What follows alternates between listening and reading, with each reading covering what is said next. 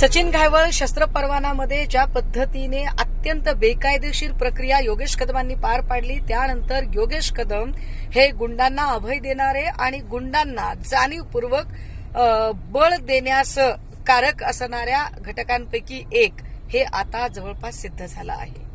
असं असताना रामदास कदम म्हणाले की भाजपमधलाच एक सत्तेतला कुणी बडा नेता आहे, ज्या बड्या नेत्याच्या आदेशावरून योगेश कदमांनी सही केली आणि त्यावर आज एकनाथ शिंदे म्हणताहेत की योगेश कदमने जर काही चूक केली नसेल तर पक्ष त्यांच्या सोबत आहे। योगेश कदमांनी चूक केली हे तर सगळ्या माध्यमांनी सांगितलं, पण मग योगेश कदमांनी चूक केली नाही म्हणजे भाजपचा जो बडा नेता ज्याच्या आदेशाने योगेश कदमांनी सही केली त्याच्याकडे एकनाथ शिंदेना अंगुली निर्देश करायचा आहे का? तुम्ही कुणाकडेही अंगुली निर्देश करा।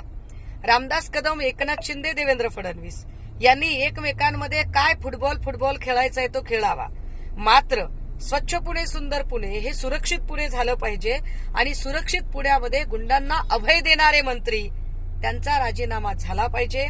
मग तो मंत्री योगेश कदमांच्यासह अजून कोण आहे त्याची उत्तरं रामदास कदमांनी शोधावीत किंवा एकनाथ शिंदेंनी शोधावीत, पण योगेश कदमांचा राजीनामा झाला पाहिजे।